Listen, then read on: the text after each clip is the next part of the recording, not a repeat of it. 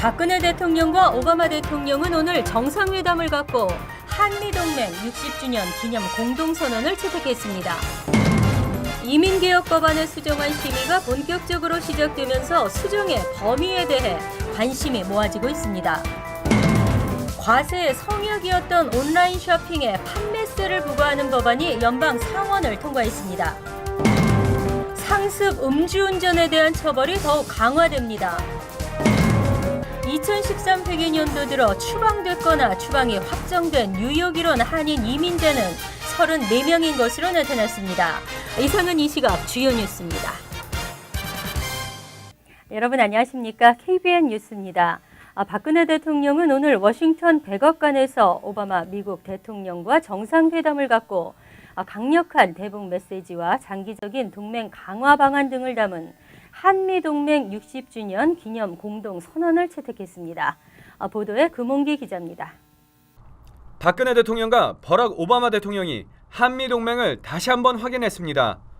두 정상은 백악관에서 가진 정상회담 뒤 공동 기자회견을 통해 발표한 공동선언에서 북한과의 대화는 북한 스스로 국제사회 책임 있는 일원으로서 태도 변화를 보이는 경우에 가능하다면서 한미 양국은 굳건한 안보동맹을 바탕으로 진정한 21세기형 포괄적 전략 동맹을 발전시켜 나갈 것이라고 밝혔습니다.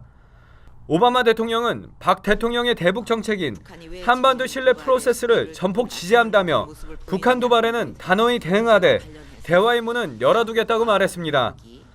두 정상은 발효 1년을 넘긴 한미 자유무역협정의 이행 경과를 평가하면서 경제 통상 협력 증진과 주요 현안의 호혜적 해결에 대한 공감대를 도출했습니다. 한미 정상은 국가 체감형 편의 창출을 위한 전문직 미국 비자 커터 신설과 한미 대학생 연수 취업 프로그램의 연장 등 교류 기반을 확대하는 방안에 대해서도 논의했습니다. 또 차관급 정보통신기술 정책협의회를 신설하고 포괄적 에너지 혁명 공동성명을 채택했습니다. KBN 뉴스 금홍기입니다. 이민개혁 법안이 본격적인 심의에 들어갔습니다. 보수, 진보 양측에서 수정안 전쟁이 시작됐는데요. 이민개혁 법안이 어느 정도까지 수정이 이루어질지에 관심이 모아지고 있습니다. 포괄적 이민개혁 법안은 현재 수백 개의 수정안이 제출된 것으로 알려진 가운데 상원법사위원회는 오는 9일 이민개혁법안 수정안에 대한 1차 표결을 실시할 예정입니다. 법사위는 9일에 이어 오는 14, 16, 20일도 수정안 처리를 위한 회의가 예정돼 있으며 이민개혁 법안이 어느 정도까지 수정이 이루어질지 주목되고 있습니다. 공화당의 마르코 루비오 의원도 현재 법안으로는 하원을 통과하기 어렵다며 법안 수정 요구를 받아들이는 태도를 취하는 등 적지 않은 수정이 가해질 것으로 보입니다. 하지만 버락 오바마 대통령은 최근 현재 법안 그대로라도 의회를 통과한다면 서명할 것이라고 밝히며 지역적인 부분에 대한 지나친 수정 작업으로 자칫 이민개혁의 추진력을 상실할 가능성을 경계하고 나섰습니다. 한편 국토안보위원회의 오늘 청문회에는 이민개혁 법안의 국경경비 강화와 불법이민, 고용 단속 강화 등의 내용이 중점적으로 다뤄졌습니다. 통상과학교통위원회도 내일 이민개혁의 맥락에서 본 이민자의 미국 혁신경제에서의 역할을 주제로 청문회를 실시할 예정입니다. 그동안 온라인 거래는 과세 성역이었는데요. 앞으로는 온라인으로 물건을 살 때에도 판매세를 내야 합니다. 온라인 쇼핑에 판매세를 부과하는 법안이 마침내 연방 상원을 통과했습니다. 어제 워런 버핏과 빌 게이츠 마이크로소프트 회장은 CNBC 방송에 출연해 인터넷 판매세 법안은 합리적이라고 말했습니다. 같은 날 상원은 주정부들이 온라인 판매세를 부과할 권한을 강화하는 내용의 법안을 찬성 69대 반대 27의 표결로 통과시켰습니다. 법안이 이제 하원의 표결을 남겨두고 있으나 온라인 판매세에 대한 반대 목소리도 적지 않은 것으로 알려졌습니다. 일부 공화당 의원들이 이 법안을 세금 인상의 하나로 보고 있기 때문입니다. 이 법이 하원까지 통과하게 되면 주 정부들은 지역 내에서 이뤄진 온라인 판매 행위에 대해 해당 업체에 판매세를 부과할 권리를 갖게 됩니다. 테네시 대학 교수들의 연구에 따르면 주 정부들은 이로 인해 지난해에만 230억 달러의 세수를 거둬들이지 못했습니다.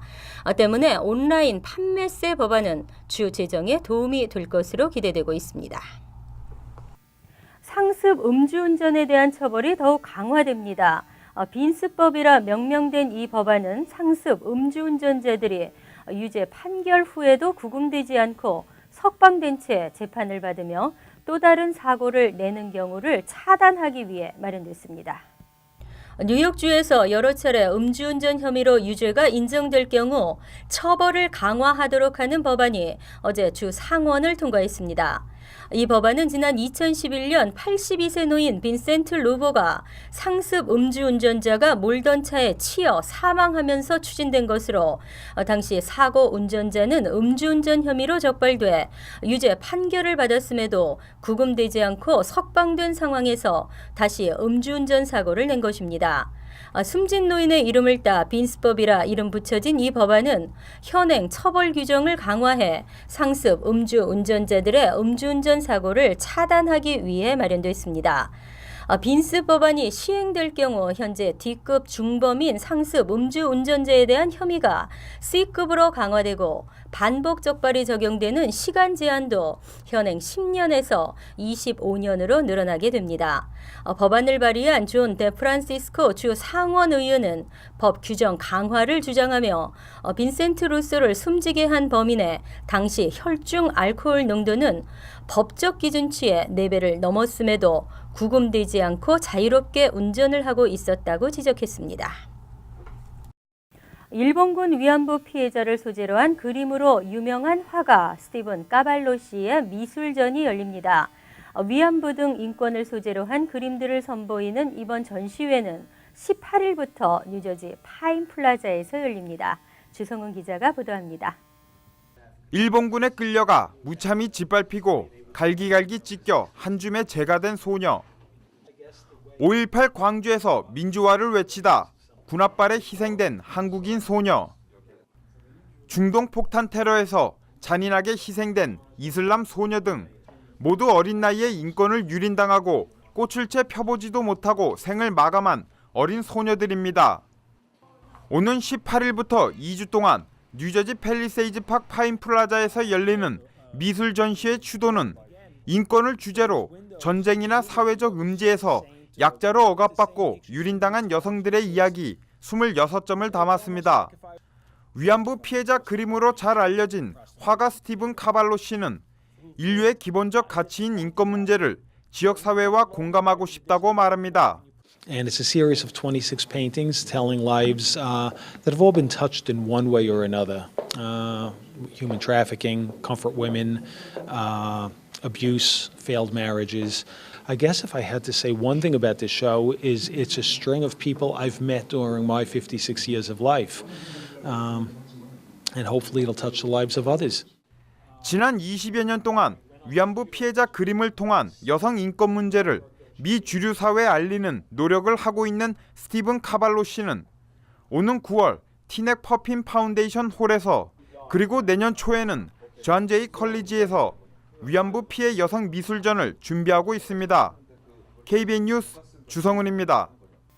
민주평화통일자문회의 뉴욕협의회가 어제 뉴욕 플러싱에서 5월 정기 임원회의를 개최했습니다.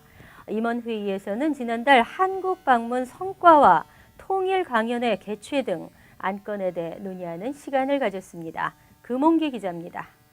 뉴욕에서 통일에 관한 강연회와 토크 콘서트를 수차례 개최하는 등 통일 의식 함양을 위해 활발하게 활동하고 있는 민주평통 뉴욕협의회가 뉴저지에서 첫 번째 통일 강연회를 준비 중입니다.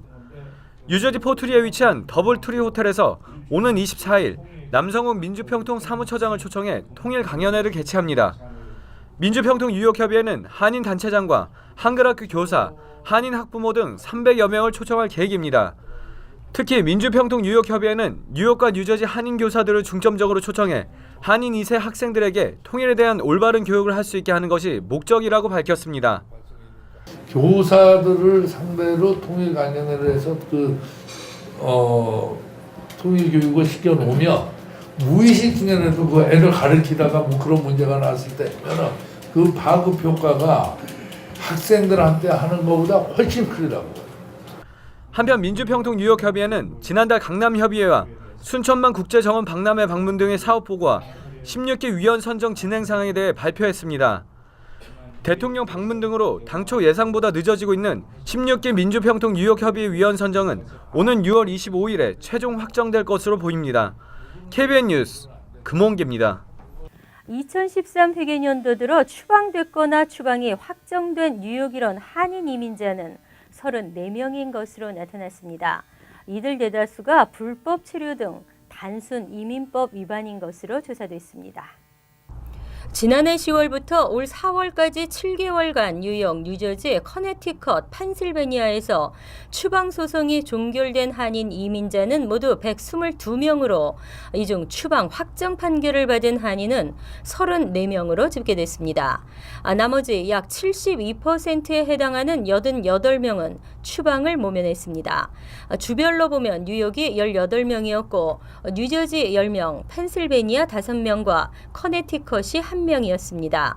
이들의 추방 사유로는 불법 체류 등 단순 이민법 위반이 26명으로 대다수를 차지했으며 형사법 위반은 8명이었습니다. 형사법을 위반한 8명은 뉴욕에서 3명, 펜실베니아 3명, 뉴저지와 커네티컷이 각각 1명씩이었습니다. 그리고 같은 기간 추방 소송이 종결된 전체 한인 이민자 수는 522명으로 이 중 176명이 추방 확정 판결을 받은 것으로 나타났습니다.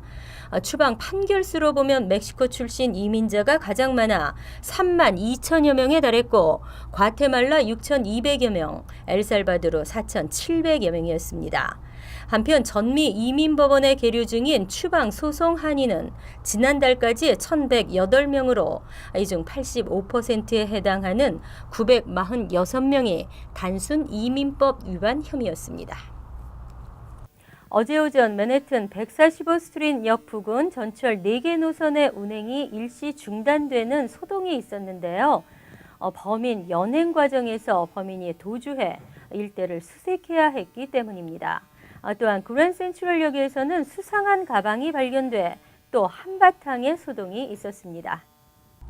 중절도 혐의로 경찰에 체포된 용의자가 연행 과정에서 도주한 뒤에 전철역으로 숨어 2시간여 동안 맨해튼 지역 일부 전철 운행이 중단되는 소동을 빚었습니다. 데일리 뉴스 등에 따르면 경찰은 이날 맨해튼 할렘 세인트 니콜라스 애비뉴의 아파트에 사는 18세 빈센트 벅틸라를 중절도 혐의로 체포했습니다. 그러나 수갑을 채운 뒤 아파트에서 연행에 나오는 순간 벅틸라가 호송 경찰관 한 명을 밀치고 도주해 인근의 ABCD 전철 145 스트리트역으로 숨어 들어갔습니다. 경찰의 요청으로 메트로폴리탄 교통공사는 오전 10시 55분쯤 145 스트리트역을 폐쇄시켰고 이 역을 지나는 4개 노선 일부 구간에 전철 운행도 중단했습니다. 마침내 벅틸라는 이날 오후 3시 30분쯤 133 스트리트와 세인트 니콜라스 애비뉴 인근에서 검거됐고 전철 운행은 오후 1시쯤부터 정상화됐습니다. 한편 어제 오전 9시쯤에는 그랜드 센트럴역에서 수상한 가방이 발견돼 경찰이 조사에 나섰으나 가방에는 쓰레기가 담겨 있었던 것으로 밝혀졌습니다. 경찰의 수사가 진행되는 동안 1시간가량 4번과 5번, 6번 전철이 그랜드 센트럴역에 서지 않고 운행돼 시민들이 큰 불편을 겪어야 했습니다. 이상으로 KBN 뉴스를 마칩니다. KBN과 함께 즐거운 저녁 되시기 바랍니다.